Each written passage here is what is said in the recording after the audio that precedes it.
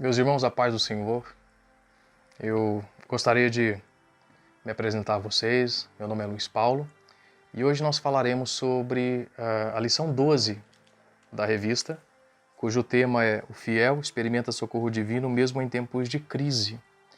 Então, antes de nós começarmos, eu gostaria de fazer uma oração para pedir para Deus abençoar essa lição. Amém? Senhor, meu Deus e meu Pai, eu te peço que nos abençoe, Deus, nessa lição, que nos ajude, que o Senhor faça esclarecer a Tua Palavra, que o Senhor atinja a nossa mente, o nosso coração, que nós possamos aprender, Deus, da Tua sabedoria, em nome de Jesus. Amém? Eu me sinto feliz porque hoje é considerado o Dia Nacional da Escola Bíblica Dominical, que hoje é o 3º domingo de setembro, e eu me sinto feliz por poder compartilhar uma palavra nessa data especial. Eu gostaria também de agradecer ao pastor Jário, que é o coordenador da EBD, e o pastor Benjamin, a pastora Simone, que são os nossos pastores. Agradecer pela confiança deles. Amém?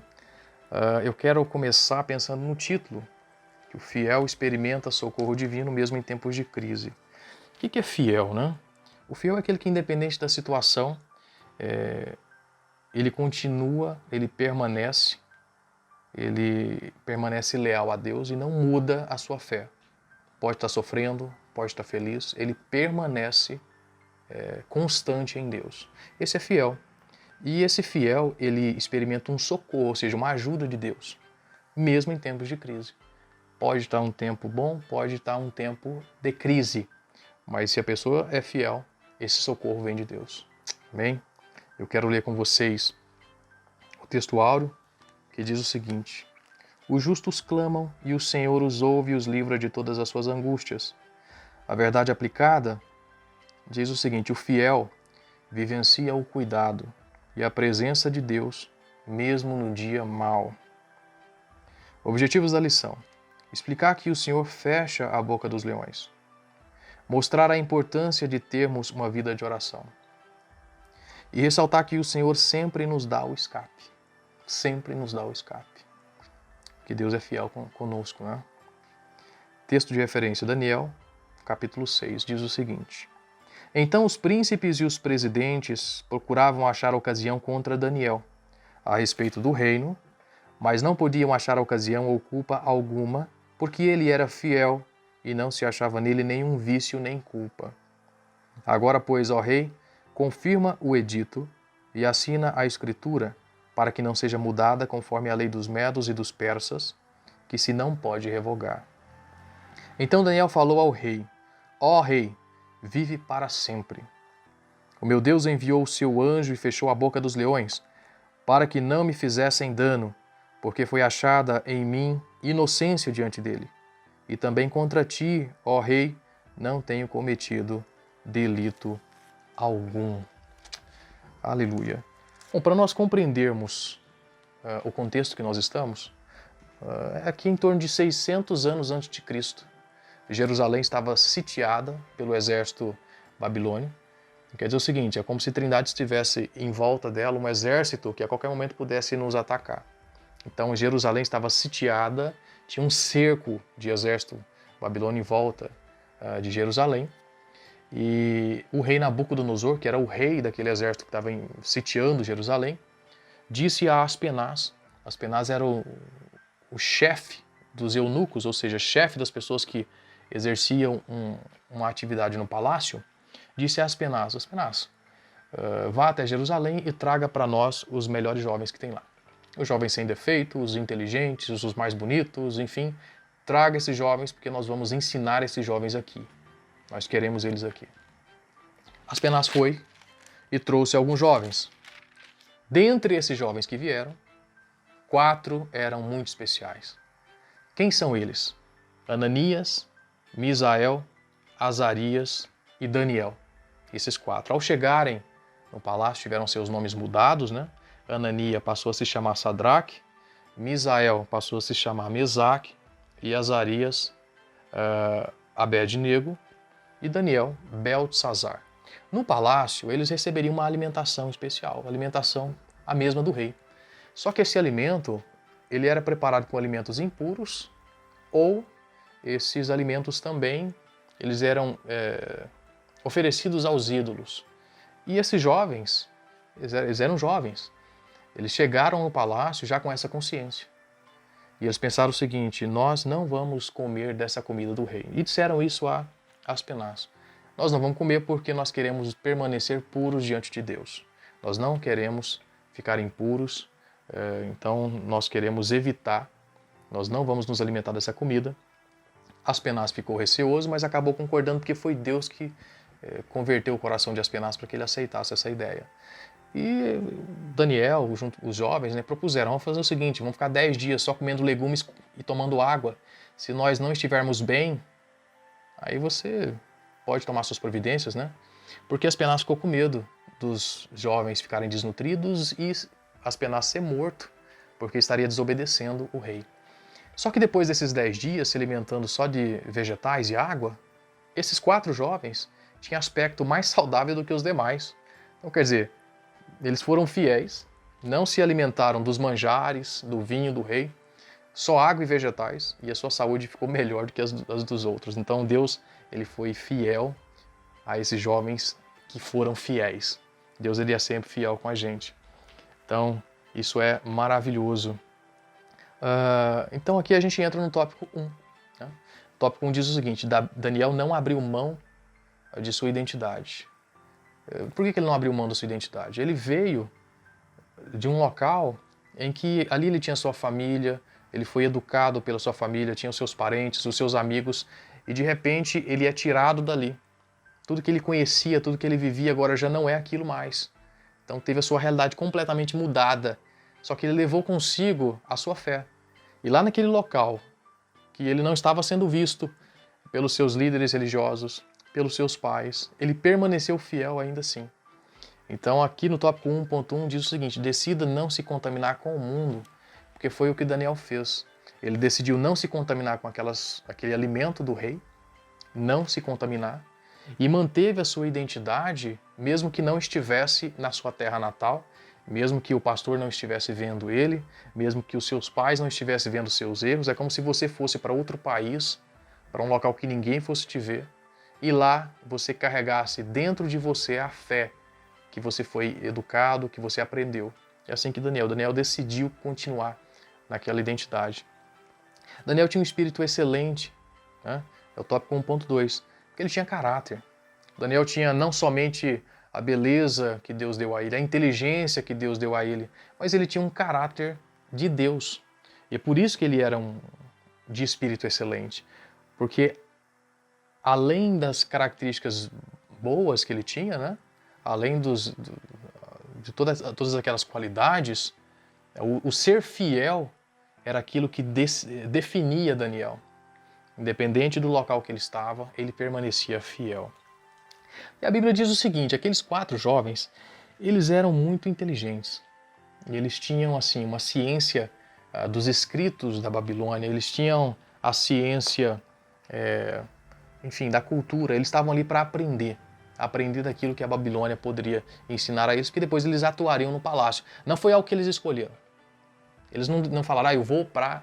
Não, eles foram levados, porque o exército capturou esses jovens para que usassem das habilidades desses jovens no palácio. Então eles foram levados. Mas estando no palácio, eles eram destaque. Eles destacaram dentre os demais. Só que Daniel tinha uma capacidade a mais. Daniel, ele explicava visões e sonhos. Então, Daniel tinha um dom que os outros não tinham. Passando esses 3 anos de preparação, eles ficaram 3 anos estudando a cultura, a língua, toda a estrutura dos babilônios. Passando os 3 anos, eles passaram a atuar no palácio junto do rei. E tudo que o rei perguntava para esses jovens, eles respondiam. Eles eram muito inteligentes e sabiam, eles tinham conhecimento, e o rei se impressionava com isso. E o rei considerava que eles tinham uma inteligência em torno de 10 vezes superior à dos demais. Eles se destacavam nesse ponto. Então eles eram inteligentes, sábios e foram reconhecidos por isso pelo rei.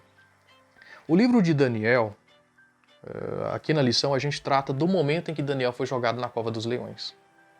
Mas aqui eu quero tratar de 4 momentos importantes antes de Daniel ser jogado na cova dos leões.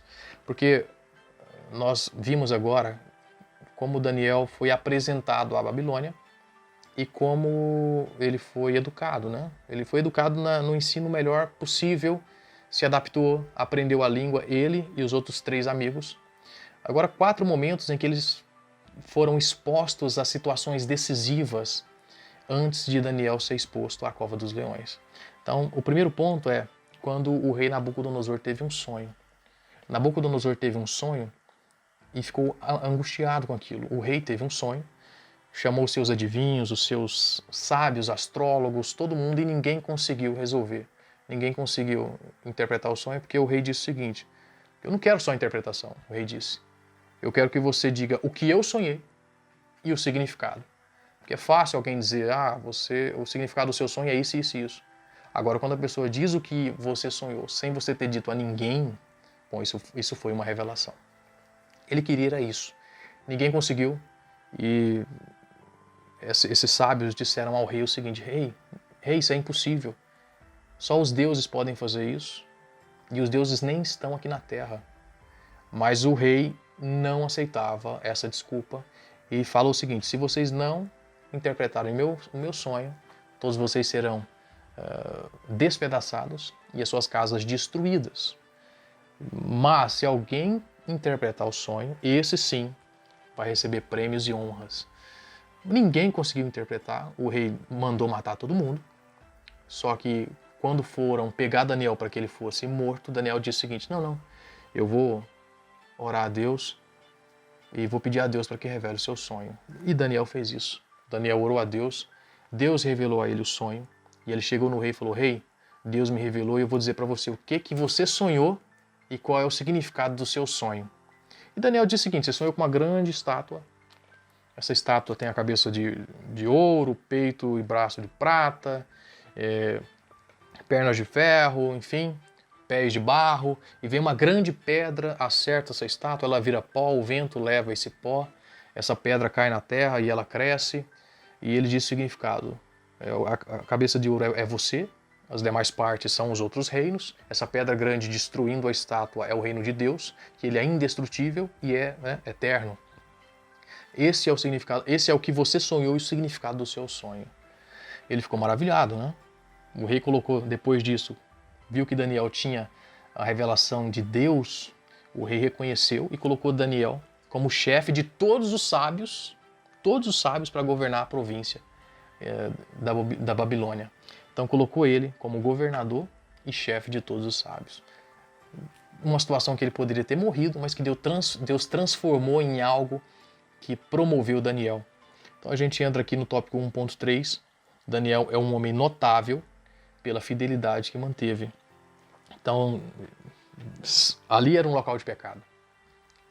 Toda a vida Daniel foi exposto a isso, a idolatria, mas em todo o tempo ele permaneceu fiel, a ponto de o rei mandar matar aqueles que não tivessem essa revelação de Deus, mas pela fidelidade de Daniel, Deus revelou a ele o sonho e ele foi livrado, e não só livrado, mas ele foi promovido naquela prova por conta da sua fidelidade.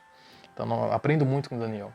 Esse é o primeiro momento, o primeiro sonho de Nabucodonosor. O segundo momento é quando o rei Nabucodonosor resolve fazer uma estátua bem grande, de ouro, de uns 30 metros de altura, chamou as principais autoridades, magistrados, para inaugurar a estátua e obrigou a todos a adorarem, a se curvarem naquela estátua. 3 jovens, os 3 amigos de Daniel, Sadraque, Mesaque e Abednego, se recusaram a adorar a estátua. Então, aqueles aproveitadores, né? Foram alguns aproveitadores ali que queriam fazer média com o rei, foram até o rei Nabucodonosor e disseram o seguinte: tem 3 moços que não adoram a sua estátua. E aí o rei ficou irado, né? Chamou os jovens para que eles tivessem que se explicar e para que retratassem aquilo que fizeram. Só que o que os 3 fizeram? Eles disseram o seguinte: olha, rei, nós não vamos nos defender, nós realmente não nos curvamos na sua estátua, nós não vamos nos defender porque nós cremos que se Deus quiser, Ele pode nos livrar. Porque quem não adorasse a estátua seria jogado na fornalha de fogo. E aí esses 3 jovens estão dizendo o seguinte: nós podemos até ser jogados na fornalha, mas Deus pode nos livrar. E ainda que Ele não nos livre, nós não vamos nos curvar. Eles não se curvaram.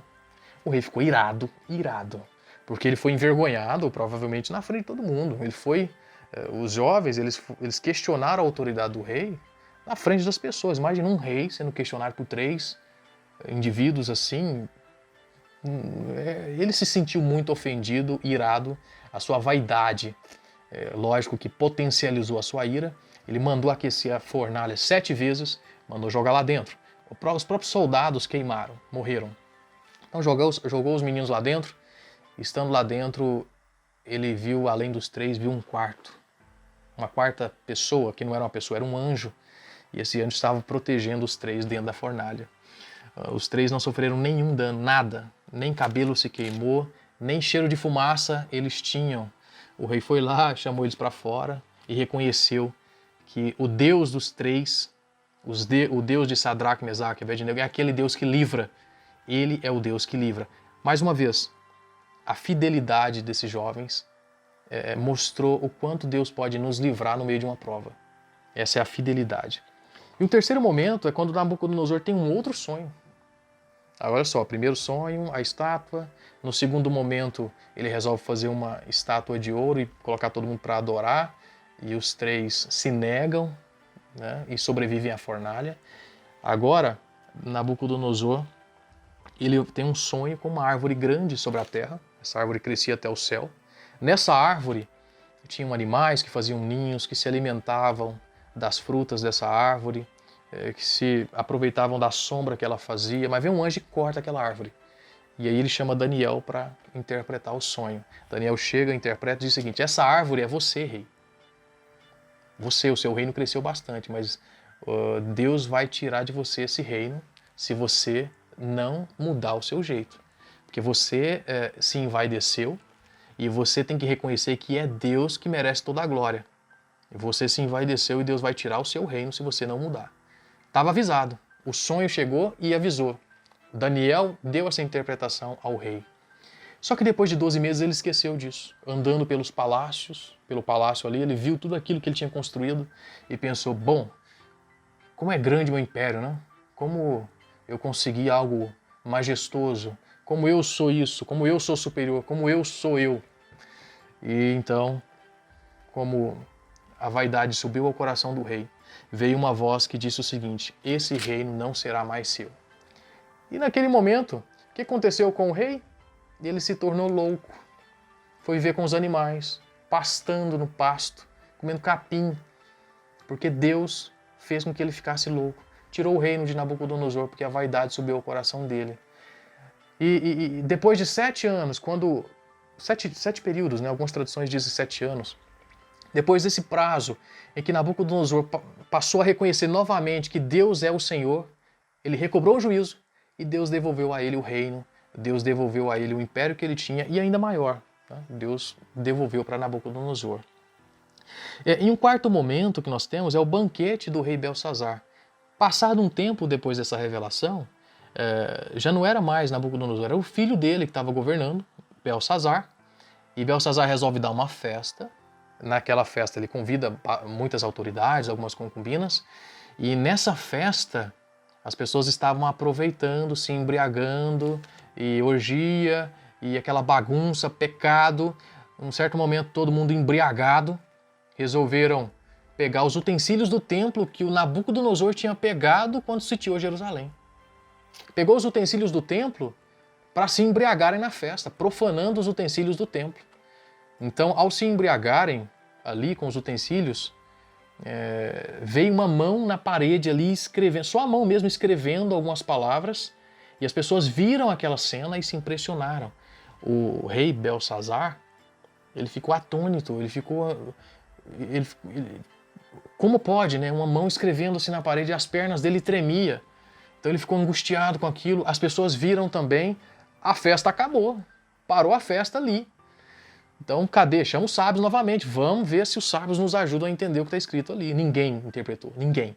Veio a rainha mãe na festa e disse: olha, eu lembro de alguém que pode trazer interpretação. É o fiel de Deus, Daniel.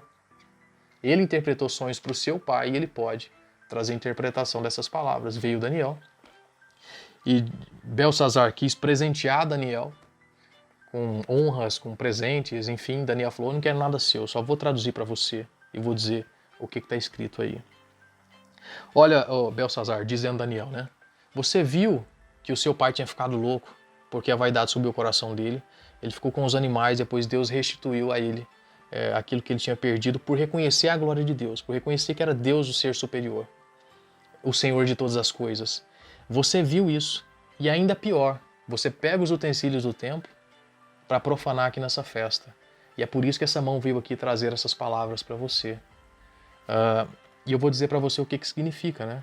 Mené, mené, tekel, parsim, quer dizer o seguinte, que você foi pesado, Deus contou o teu reino, vai dar cabo dele, você foi pesado e achado em falta, o seu reino vai ser dividido pelos medos e pelos persas, né? Parte para os medos, parte para os persas. Naquela mesma noite, Belsazar foi morto. E quem que assume agora aquele reinado? Dario. Dario assume e divide o reinado agora em 120 províncias. As 120 províncias tinham 120 governadores e acima dos governadores, 3 ministros. Os 3 ministros coordenavam 120 governadores e um desses ministros, Dario coloca quem? Daniel. Daniel se tornou ministro do rei que agora assumiu o império. E Daniel era tão competente que Dario gostava de Daniel. Ele era fiel a Deus, Daniel era fiel a Deus e fiel ao rei. Cumpria suas obrigações e o rei gostava de Daniel. Então, aquilo se tornou uma coisa que incomodou os demais ministros porque eles eram invejosos. Então, eles tinham inveja de Daniel, os governadores tinham inveja de Daniel e eles tiveram uma ideia. Que ideia foi essa, né? De fazer um decreto e nesse decreto dizer que ninguém poderia pedir nada a outra pessoa ou a outro ser, orar a outro ser que não seja o próprio rei. Então eles se reuniram, os ministros e os governadores chegaram até o rei e falaram assim, nós nos reunimos e queremos que você, porque nós decidimos aqui, viemos propor para você, para o senhor, que o senhor faça um decreto proibindo que outro ser ou outra pessoa seja adorada que não seja o senhor. O rei gostou, né? O rei gostou daquela ideia.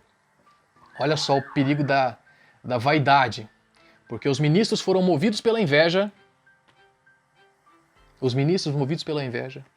e o rei movido pela vaidade. O rei não tinha entendido exatamente a intenção dos ministros, que era pegar o próprio Daniel. Só que ele aceitou. Vou fazer o decreto. Fez o decreto, durante 30 dias, só o rei pode ser, os pedidos, as orações somente ao próprio rei. O rei se sentia um deus, né? E o que acontece é que Daniel não iria mudar a sua fé, porque Daniel só orava a Deus. E continuou sendo aquilo que sempre foi, fiel a Deus, e orando 3 vezes ao dia.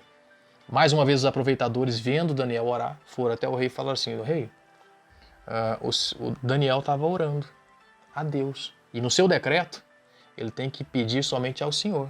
E agora, você tem que jogar Daniel na cova dos leões, porque era a consequência de quem não adorasse somente ao rei. De quem não orasse somente ao rei. Quem desobedecesse o decreto seria jogado na cova dos leões. Olha só a inveja. A inveja levou essas pessoas a quererem matar Daniel. A inveja levou Caim a assassinar o próprio irmão. A inveja levou os irmãos de José a entregá-lo como escravo. Olha o que é a inveja. A inveja destrói famílias também. Isso é um perigo da inveja. E a vaidade. A vaidade levou o rei a cometer uma ação, emitir um decreto, sem pensar nas consequências do que estava fazendo, expondo Daniel à morte, que era alguém que ele gostava, inclusive.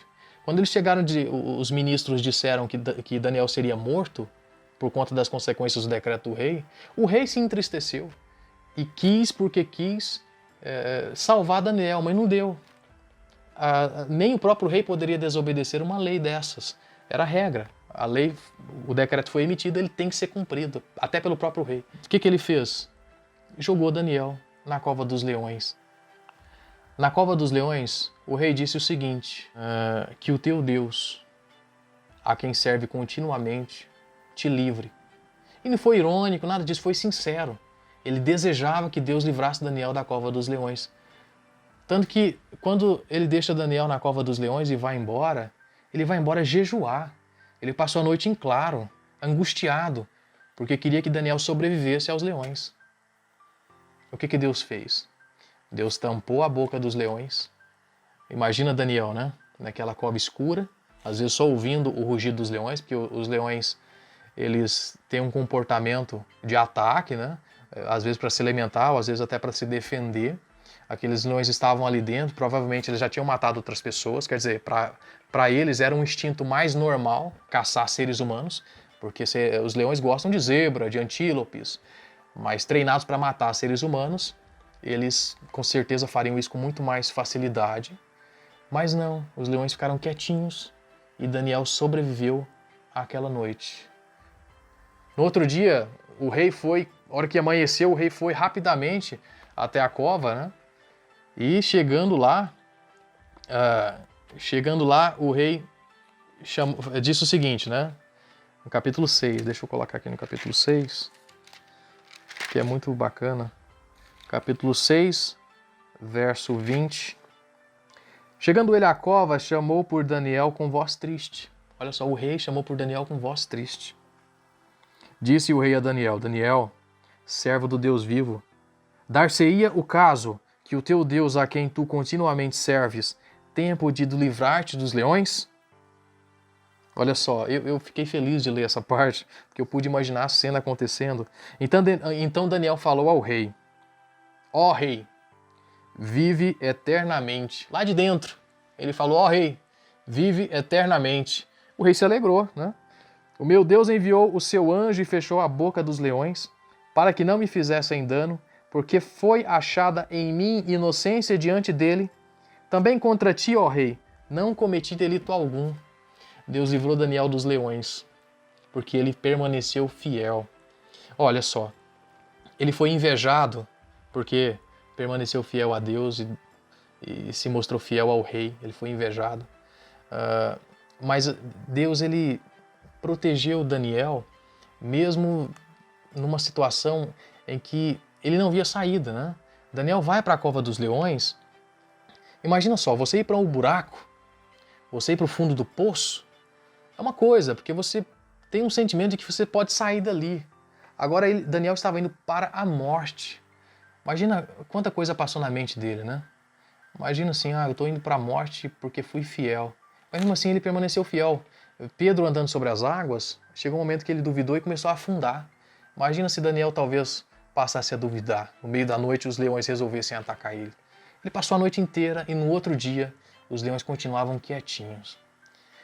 Então o rei, ao chegar ali e perceber que ele estava bem, pegou aqueles que acusaram Daniel, aqueles mesmos que planejaram contra Daniel, jogou na cova dos leões, junto com mulher, junto com filhos. Antes deles chegarem lá no fundo, eles foram devorados, destraçalhados. Porque ali Deus já não estava mais segurando os leões. Eles podiam fazer o que bem entendiam. E Daniel foi livrado mais uma vez. Então, meus queridos, olha só o perigo da inveja, o perigo da vaidade. Pessoas podem morrer, famílias podem ser destruídas, o perigo da desobediência, mas a vantagem de ser fiel. Olha a grande vantagem de ser fiel. Então, meus irmãos, para concluir, eu quero dizer o seguinte: ser fiel não impediu que Daniel ele fosse tirado da sua casa, da sua família, não impediu que aqueles jovens fossem levados para um lugar que eles não queriam ir, um local diferente, longe de tudo e de todos, da família, dos amigos. Não impediu que eles quase fossem mortos, seja na fornalha de fogo ou pelo um decreto do próprio rei que queria que os sábios interpretassem o seu sonho. Ele seria morto se Deus não tivesse revelado. Não impediu que ele fosse jogado na cova dos leões, só que o socorro de Deus veio. E então a gente ser fiel vale a pena, porque o socorro de Deus vem. E ainda que em determinadas circunstâncias a gente sofra a penalidade de algo que nos acontece, a gente permanecer fiel vale a pena. Deus está com a gente porque o socorro dele nos alcança mesmo em tempos de crise. E para finalizar, pense o seguinte: se nós olhássemos Daniel sendo perseguidos pelos ministros, nós teríamos a impressão de que Deus não estaria cuidando muito bem, não é? Que a gente está olhando um ponto na história. Só que a gente sabe a história toda, a gente sabe que Daniel foi livrado, inclusive, da cova dos leões. A gente às vezes pensa que as nossas dificuldades que Deus não está cuidando, que Deus não está agindo, porque a gente tem uma visão muito curta das coisas, muito míope, né? Só que Deus está cuidando, e Deus vai cuidar de você, e no final dessa história toda, daquilo que você está passando, das dificuldades, das crises que nós estamos falando nessa lição, no final de tudo isso, a gente vai olhar para trás e vai reconhecer sempre que Deus esteve conosco, independentemente da circunstância que nós passamos. Então, amém? Então, que Deus te abençoe. Um grande abraço. Muito obrigado.